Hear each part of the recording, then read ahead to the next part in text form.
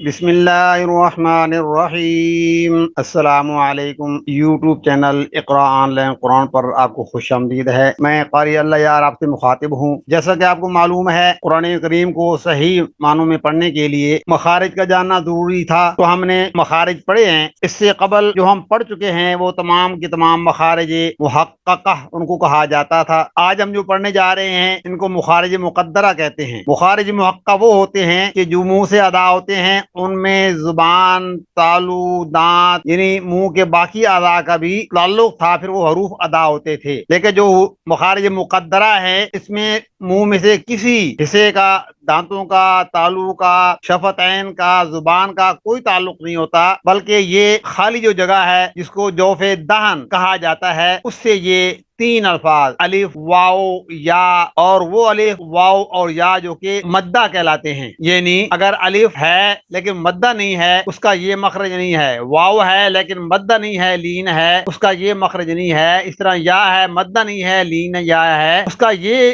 مخرج نہیں ہے، تو یہ الف واو یا جو کہ مدہ کہلاتے ہیں ان کا مخرج جوف دان ہے۔ ان کو حروف ہوائیہ بھی کہتے ہیں۔ جوف کہتے ہیں خالی جگہ کو، دہن کہتے ہیں منہ، یعنی منہ کی جو خالی جگہ ہے، جو خلا ہے۔ یہ تین الفاظ جو ہیں الف واو یا مدہ، یہ تین منہ کے اس خلا سے، جوف دان سے نکلنے والے ہیں، یہ حروف مدہ کہلاتے ہیں۔ تو جوف دان سے جو الفاظ ادا ہوتے ہیں الف واو یا مدہ، الف مدہ کسے کہتے ہیں، واو مدہ کسے کہتے ہیں، یا مدہ کسے کہتے ہیں، یہ ہم پیچھے پڑھتے چلے آ رہے ہیں کہ الف مدہ اسے کہتے ہیں کہ الف خالی ہو، اس سے پہلے زبر ہو، جیسے با الف زبر با، با الف زبر با۔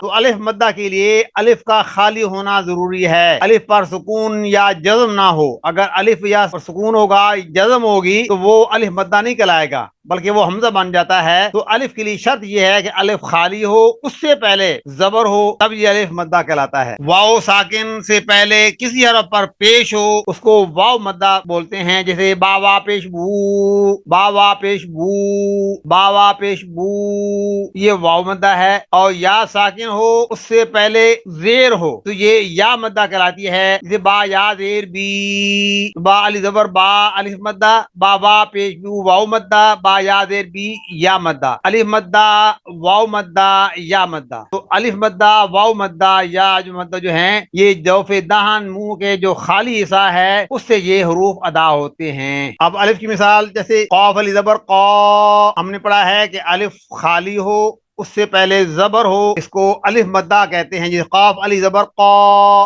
لام زبر لا، قال، حمزہ زیر ای، زال الف زبر زا۔ یہ جو دوسرا الف آ رہا ہے جو خالی اینڈ پر آ رہا ہے، یہ الف مدہ ہے۔ تو الف مدہ کے لیے ضروری ہے کہ وہ خالی ہو، اس سے پہلے زبر ہو۔ اگر الف پر جزم آ جائے یا سکون آ جائے یا حرکت آ جائے، وہ الف نہیں رہتا بلکہ وہ حمزہ بن جاتا ہے۔ تو الف مدہ کے لیے شرط یہ ہے کہ الف بالکل خالی ہو، جیسے یہاں ہے قاف الف زبر قا، الف خالی ہے، قا لام زبر لا، قال، حمزہ زیر ای، زال الف زبر زا، اذا۔ تو یہ الف مدہ کی مثالیں ہیں۔ اس طرح واو مدہ ہم نے پڑھا ہے کہ واو ساکن ہو، واو پر جزم ہو، اس سے پہلے پیش ہو، جیسے کافارو، را پر جزم آ رہی ہے، اس سے پہلے را پر پیش ہے، تو را وا پیش رو، کافارو ان الذین کفروا، کفروا یہ واو مدہ ہے۔ دوسری مثال فی قلوبہم، لام وا پیش لو، قولو، فی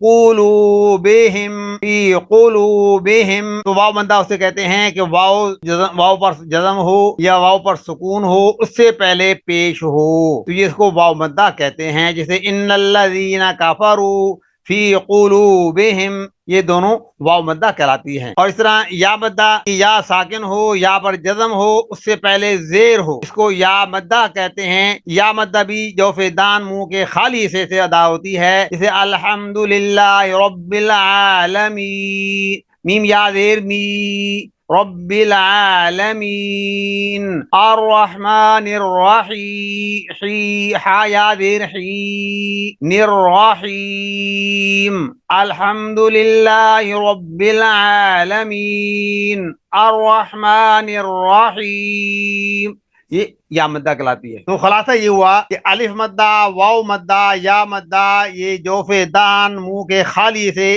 اسی سے ادا ہوتے ہیں، ان کو حروف ہوائے بھی کہتے ہیں۔ اگر واو، الف یا غیر مدہ ہوں گے تو ان کا مخرج یہ نہیں ہے، بلکہ ان کا مخرج مخارج محققہ میں ان کا شمار ہوتا ہے۔ تو یہ وہ الف واو یا ہے جو کہ مدہ ہوں گے، تو ان کا جو مخرج ہے وہ مخارج مقدرہ کہلاتا ہے۔ اور اگر یہ مدہ نہیں ہوں گے تو یہ مخارج مقدرہ میں شامل نہیں ہوں گے، بلکہ مخارج محققہ میں ان کا شمار کیا جائے گا۔ میں امید کرتا ہوں کہ آپ نے یہ لیسن اچھی طرح سمجھ لیا ہوگا، جس میں آج ہم نے پڑھا ہے کہ الف، واو یا مدہ جو ہیں یہ منہ کے خالی حصے سے، جو کہ جس کو جوف دہن کہا جاتا ہے، ان کو حروف ہوائے بھی کہتے ہیں، منہ کا جو خلا ہے اس خالی حصے سے یہ واو، الف اور یا مدہ یہ تینوں ادا ہوتے ہیں۔ تو میں امید کرتا ہوں کہ آپ نے یہ لیسن اچھی طرح پڑھا ہوگا۔ اگر آپ نے پڑھ لیا ہے تو ثواب کی نیت سے اس کو شیئر بھی کریں، دوستوں تک پہنچائیں، تاکہ ہماری مائیں، بہنیں، بیٹیاں، بھائی جو ہیں اس سے فائدہ اٹھائیں،